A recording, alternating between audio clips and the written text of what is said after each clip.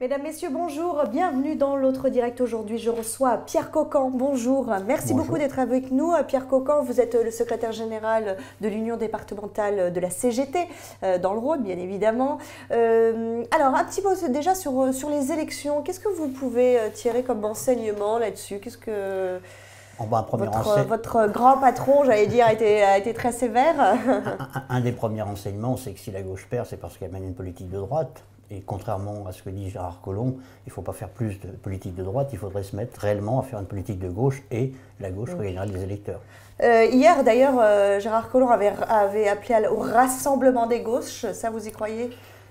Son rassemblement, a priori, c'est pour faire baisser le coût du travail, pour aider les entreprises. Donc ça, on ne peut pas vraiment y croire. Donc c'est des personnages comme Gérard Collomb, pour vous, c'est des gens de gauche qui ont des idées de droite, quoi. Simple. Gérard Collomb passe beaucoup plus de temps avec le patronat lyonnais, avec les dirigeants des entreprises lyonnaises qu'avec les syndicats. Alors justement, Gérard Collomb, vous l'avez aussi en ligne de mire en ce moment à cause de la métropole. Vous avez été en grève il y a 15 jours à peu près, maintenant 10 jours. Il y a eu une violente altercation aussi lors d'un conseil communautaire. 2 personnes ont été placées en garde à vue, ont été interpellées. C'est des méthodes ? Pour nous, ce n'est pas les manifestants qui sont responsables de cette violence, puisqu'ils manifestaient effectivement, ils ont des revendications dans le cadre de l'intégration des personnels du Conseil général à la métropole de Lyon notamment, et donc ils ont manifesté. Il faut noter quand même que plus de 30% du personnel étaient en grève, d'après les chiffres de la métropole, et plus d'1 millier manifesté. Donc ils sont rentrés dans la métropole pour se faire entendre, et on peut considérer quand même que les violences sont le fait de la police et non pas des manifestants. Monsieur Martinez est venu à votre secours, d'ailleurs, sur l'antenne de Sud Radio. Il a effectivement dénoncé ça et dénoncé la politique de Gérard Collomb qui met au sein de la métropole.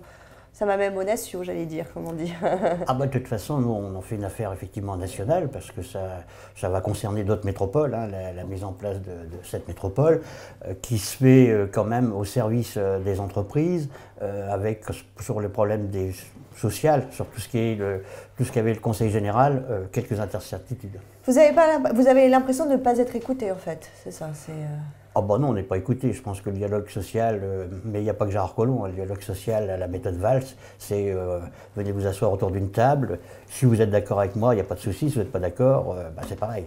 Et ça, vous l'aurez réprouvé. Pourtant, finalement, la métropole, c'est aussi une bonne chose. Ça évite le millefeuille politique. C'est un peu plus transparent au niveau des personnes. Ça, c'est à voir. C'est l'usage qui le dira s'il y a plus de transparence. Pour le moment, c'est des élections au second degré. Ce n'est pas des élections directes, suffrage direct. Et puis, la place quand même du mouvement social dans la concertation n'est pas vraiment prévue. Est-ce qu'aujourd'hui, la CGT a encore un poids suffisant pour se faire entendre, et notamment dans ce conflit de la métropole?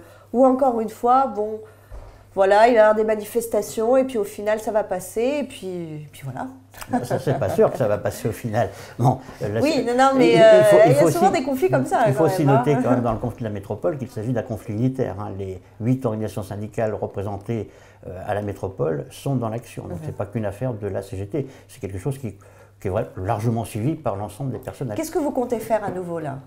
Donc au niveau de la métropole, les syndicats concernés vont continuer de se faire entendre, d'aller trouver les agents pour peser dans le rapport de force. Ensuite, nous, interprofessionnellement, parce que la problématique n'est pas qu'une problématique locale, interprofessionnellement, on a prévu une journée d'action le 9 avril. 9 avril. Alors, justement, qu'est-ce qui va se passer le 9 avril? Qu'est-ce que vous allez faire? Alors, le 9 avril, c'est une journée à l'appel de 4 organisations syndicales, Force ouvrière, Solidaire, FSU et la CGT, avec des grèves. Donc dans le département, il y a un certain nombre d'appels à la grève, on en recense une centaine à l'heure actuelle. Des appels à manifester, donc il y a une manifestation à Paris. Donc il y aura au moins 5 à 600 salariés du Rhône qui vont monter à Paris, et puis une manifestation lyonnaise. Alors on a l'impression que finalement ces manifestations, non pas qu'elles se multiplient, mais elles se font, chaque mois il y a la manifestation, mais au final, Manuel Valls ne bouge pas sa politique, voilà, ça... Ben, je pense qu'il faut être persévérant. Et si j'osais un Ça parallèle... fait quelques mois que vous êtes persévérant. Oui, mais je pense Oui. qu'on n'est pas encore suffisamment dans le rapport de force. Il n'y a pas assez de salariés qui se mettent dans le rapport de force. Oui, Mais je c'est pense ça. qu'il faut persévérer à partir du moment où Et on comment considère... faire justement pour dire aux salariés que ça ne va pas? C'est aussi parce que peut-être eux, ils considèrent que finalement, ça va plutôt bien. Ah bah, je pense que bon, on n'a pas les mêmes moyens de communication Ouais. que le patronat. On n'a pas TF1, on n'a pas les 20 heures, on n'a pas Ah ça bah vous avez Lyon Capital Donc, quand même. on a Lyon Capital, donc c'est bien. C'est bien. Non, mais Je vous assure pas TF1. on passe. Vous avez Sud Radio aussi avec votre droit. Non, mais Oui. on passe à la télévision, mais beaucoup moins quand même que Manuel Valls, hein, et beaucoup moins que Marine Le Pen, par exemple, pour prendre un autre exemple.